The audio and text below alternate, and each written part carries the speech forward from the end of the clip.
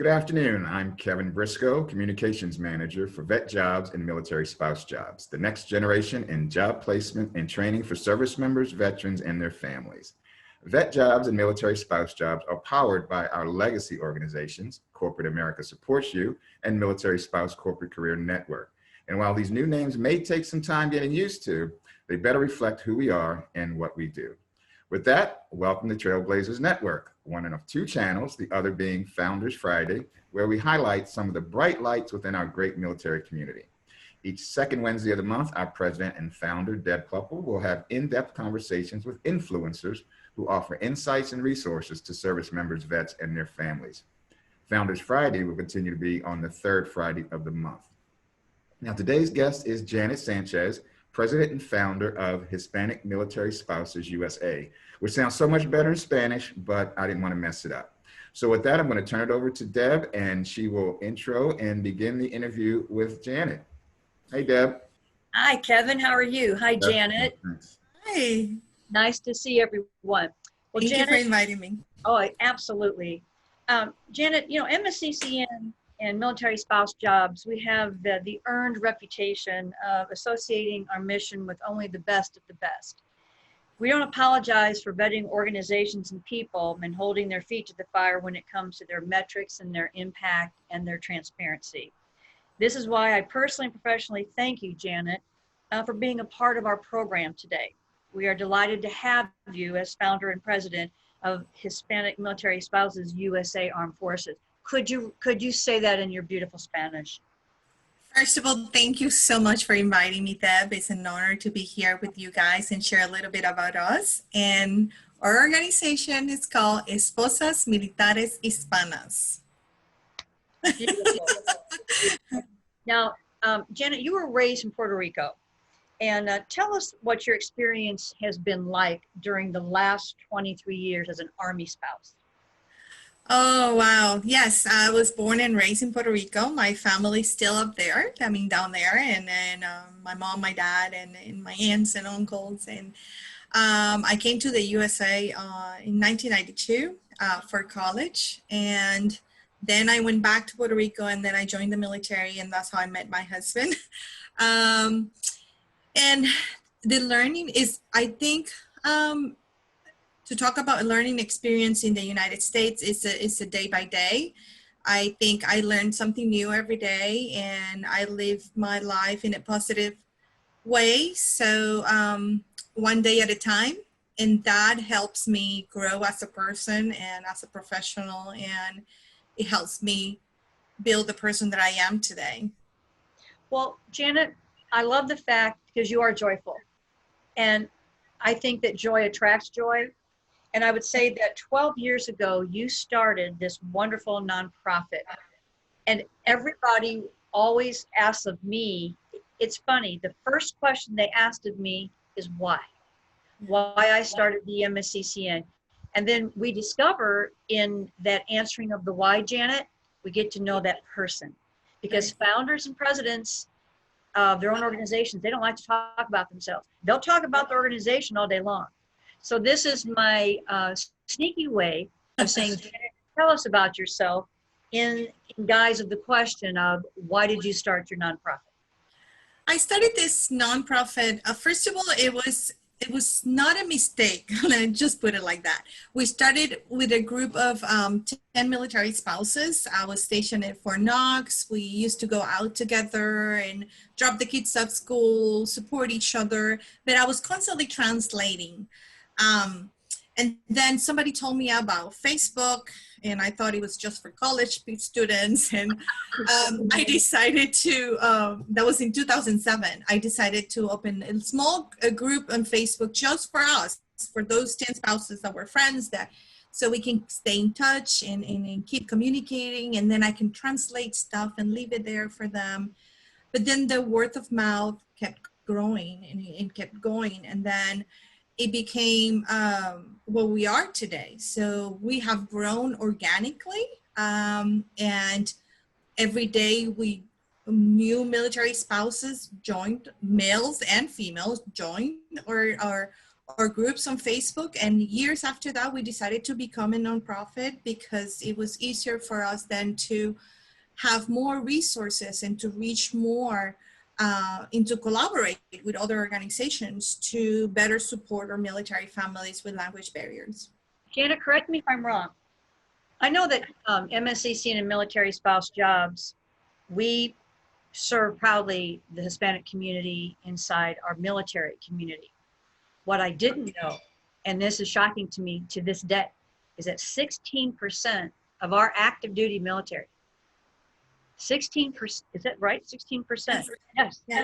And it's probably higher. I mean, every day we get tons of hundreds of military families that have language barriers that come from Hispanic communities all over the country or in different parts of the world. So, But to your knowledge, Janet, pardon me? to your knowledge, is there any other dedicated nonprofit solely serving the Hispanic military community? No, we're the only organization that helps Hispanic military families. We're the only nonprofit organization that helps Hispanic military families in the U.S. Armed Forces. And what are those services, Janet? Oh, we do, first of all, we do, all our services are free. We don't charge any of our military families or veterans, and nobody gets paid. I don't get paid. None of my volunteers get paid. We work volunteer based.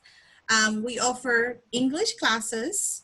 We offer citizenship classes. We offer military immigration readiness. We offer military mother support. We offer tax readiness, employment readiness, translation services, scholarships for military children and spouses, emergency financial assistance. We have every year month of the military child certificates. Last year we sent about 3,000 military child certificates. We have military kids. yes, 3,000. yes, we have letters to our deployed soldiers. So we connect with schools that have English as a second language classes, and they'll send us letters and we send them to the deployed soldiers. And then we have online community classes with different subjects. For example, that we do that in the different Facebook groups. We have about 150 groups on Facebook, divided by military bases. So it's easier to have information regarding that military base, into easy transition from one military base to the other. And all those services, we do it for free. Janet, if you could have your wish list, if there's a funder out there listening, and we have them listening, I am utterly amazed, delighted, and overjoyed at the response we are getting from our Founders Friday, and we hope that our Trailblazer Network also attracts that kind of audience. If you had your wish list, what would it be to better serve your clients? And may I say, I hope that you pay yourself one day, and that you pay some of your volunteers one day. You know, I would love to pay my volunteers, but for me, I from day one, I said I would never get paid to help those that were in my position one time. I think I do this because of my passion to help others, and the way that I was grown up.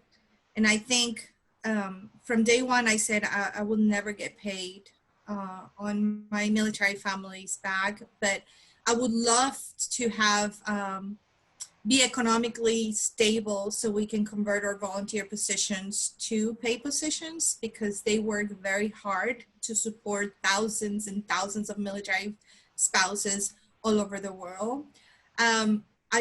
Future goals, I would love to reach all our foreign military spouses. I would love to have summits in every city where military installations are present, so I can reach one-on-one and have that connection with the spouses that feel isolated because of language barriers. And for that, we need enough sponsors to make it possible. And one future goal is keep empowering our military spouses to succeed in their education and professional goals. It's a win-win situation. This is how I see it. We work for these spouses to learn English. We help them with employment readiness. We help them. We empower them to learn, to be included, to feel included. And then once they're ready, they go out, they volunteer back in the community, they find jobs, and they give back to that community. For me, it's a win-win situation. For our organization, for Esposas Militares Hispanas, it's a win-win. We are here to support them and at the same time guide them and empower them to go out there and feel confident and give back to the same community that they're giving. As an employer myself, I promised that I would be very transparent in all of these interviews so we don't rehearse this. I've been told by the international spouses that we hire that their language or their accent has always been used against them. And in our program, Janet, and every one of you, every person on this team will tell you, they will be very honest with you. Our international spouses that work in our program, they're not stopped. It's like that gratitude factor. And I tell them, we're the ones who are grateful you're here. But I do find that because they want to, I don't know, prove their worth or make this a part of their identity, Janet, they're nonstop workers. We are hard workers. Yeah, yeah. We're very hard workers. And it's because we're determined, right? When you feel isolated for so long and you feel that nothing is going right, and you have that opportunity and somebody empower you and push you to do better, and you have that chance, you want to do the best of you. And that's how we are. We don't want to prove people wrong. We want to show you that we're valuable and that we have the right tools to make your company succeed. And we work very, very hard. We are very determined people. You know what? I love what you just said besides everything, but you said, we're not here to prove the employer or anyone wrong that may have a wrong narrative of us. You are there to prove yourself right to yourself and to your military community and your Hispanic community. And Jan, where does that determination come from? How do we bottle that as an employer? I think it is because, like I said before, you have been hearing no's for so long and you feel isolated because of language barriers, that when you have that opportunity and you leave that cocoon, then you're feeling grateful, but at the same time you feel that potential, that stamina that is on you to succeed, not only for you, for the company, but to know that you can progress as a person. Yeah, that is just amazing to me. Now, I know you hate to talk about yourself, but as leader of your community inside the military, I bet you most of even your volunteers don't know that you were Volunteer of the Year in 2017. Correct? Is that not? I'm going back to this last week our conversation. 2017, you were named United Way's Volunteer of the Year. Tell me about. I mean, with everything you've got going on, you volunteer for United Way. How do you? I do. You know what, that and it's true. I really hate to talk about my achievements, and lately I've been putting them on LinkedIn. But that award, I was nominated by my daughter, which she works very close to me in this organization, and she knows how hard I work and how we work to make sure that these families are taken care of. And I think that's one of the best awards I have won because it has a sentiment underneath and behind it, because my daughter nominated me. But I guess I work very hard, but I hate to have, I don't want anything for it. You know, I do this because I I love what I do because I can see the changes that we're doing in people and in military families because I can hear it on when I have phone calls with them. They all have my phone number. My phone number literally is free for everybody to call me. All our members are welcome to call me anytime when they need me. But um, it it's satisfying to know that they trust us, not me. They trust the organization. They trust our volunteers, and yeah, that award it meant a lot. I think it was when we got that award. My husband just got back of deployment, so I picked him up from the airport, and we went straight to the venue for that ceremony. And I didn't know I was gonna win. I mean, it was other people nominated too, but it was a great experience. And yes, I have volunteered for schools district. I have volunteered with other nonprofit organizations. Whenever I have a time, I give it. I was taught since I was little that by my grandparents that giving what you don't have maybe is your time, or giving what you most have, that is your time, is how you learn how to grow around other people. It doesn't matter where they come from. And every time I had a chance, I will volunteer myself. I have translated in hospitals. I have worked in school districts. I have been part of committees. I have done a lot of volunteer work, and it's because I don't want anything back from it. I want to give my time. Janet, have the actual service branchers, have they offered you direct support or emotional support, or what kind, do they help you fill the pipeline to your services? Again, I'm going back, if I'm a funder, I'm going to want to know who helps Janet. You know, how are you going to sustain this growth? You know, from the beginning, it's been my husband pocket. Thank you, love.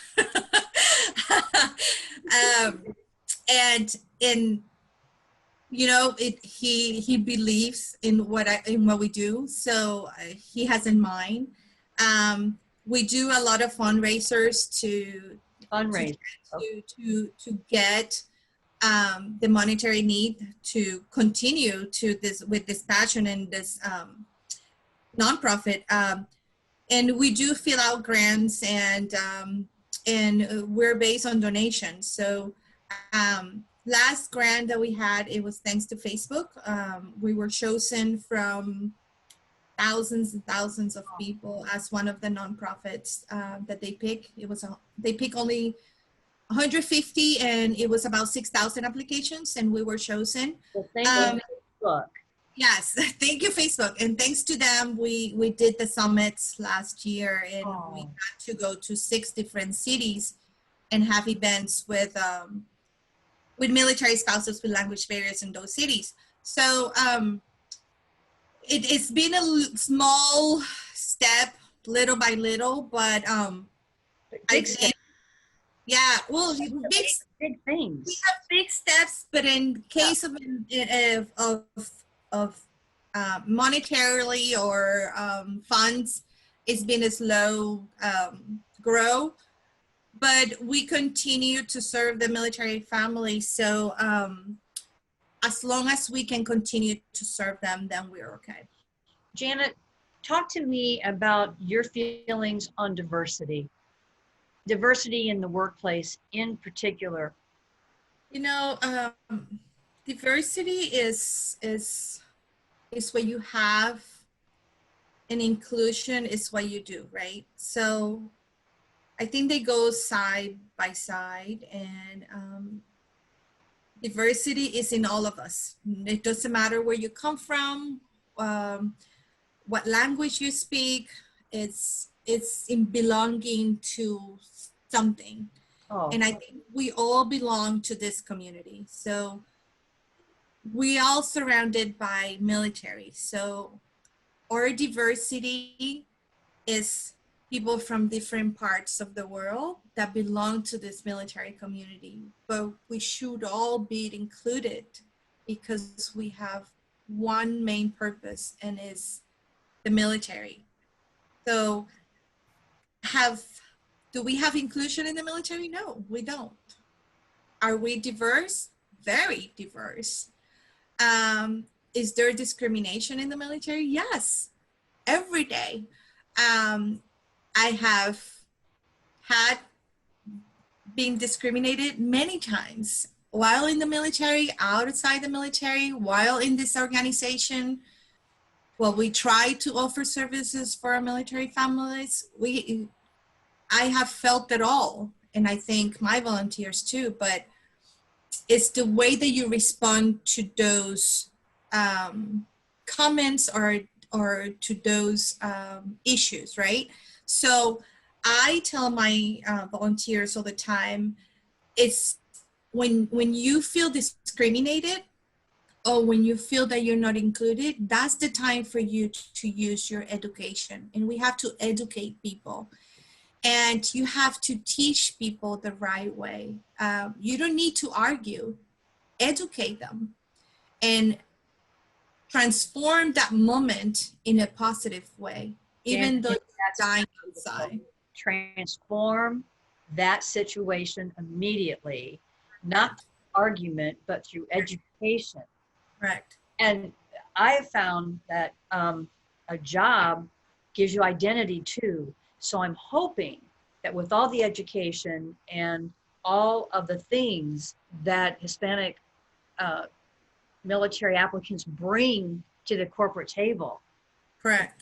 That joy, you know, all right, you may not like the way I look, you may not like my accent, you may not like my attitude, you may not like the way I dress. Look at my skill sets. Exactly. And I think that should be for everyone. It doesn't matter if you're Hispanic or not. I mean, it doesn't matter what you look in the outside. Let me show you what I bring to the table and how do I perform as an employee. And I think that's what the important thing. Well, let's work on that together. Now we're going to show our mugs here. Okay? Yes. We did not use one acronym during. We have this tradition at KC and MSCC and vet jobs, military spouse jobs. Every time we say an acronym, we have to sip a beverage of some sort, but we didn't use one acronym. Janet, before we close, is there anything that you would like to say to maybe a funder that is watching? And then I want you to maybe talk to someone who needs your services but doesn't know how to get a hold of you. Yes. So if you need my services, you can visit us at esposasmilitaresusa.org, our website, or you can search us on Facebook. Their phone numbers, their emails are in there. You can reach us at any time. There's always somebody available to help you. For the funders, we need you. We need you to continue to provide our military families around the globe. We have thousands of military spouses with language barriers that need us. And little by little, we have grown to what we are right now. But at this moment, we need funds to continue to provide these free resources to each of those military families that need it. And I would like to employ my volunteers. I would like to pay them, and we need funds for that. And I would say this to any funder that is watching out there. Janet and her husband have absorbed enough of this cost. And I know that that's been your joy, and I know that that's been your investment. Yes. But I think any funder who hears this, that understands you believe in what you're doing so much, and there's nothing nefarious about your nonprofit. Believe me, we vetted. You wouldn't be here if we didn't vet. There's nothing nefarious in this nonprofit or organization. It's time that that Janet grow and sustain that growth. Kevin, back to you, please. Okay, thank you. That's a wrap on our very first Trailblazers Network event. Thank you, Deb, as always. Thank you, Janet. That was a very eye-opening conversation. I'm sure that everyone that tunes in will benefit from that. But before we Thank you go, so much. no problem. I just want to remind everyone that September is Suicide Prevention Month. So at our next Trailblazers Network event on September 9th at 2 p.m. Central, Deb is going to be leading a discussion with our old friend Bonnie Carroll and her team at the Tragedy Assistance Program for Survivors on prevention and post-vention strategies. And we'll also take a look at their programs for dealing with the devastating effects of COVID-19. So with that, I'm going to say so long, signing off, fair winds and following seas, as we used to say in the Navy. And we'll see you for our next event. Everyone take care. Thank you, guys. Thank you for you. inviting me.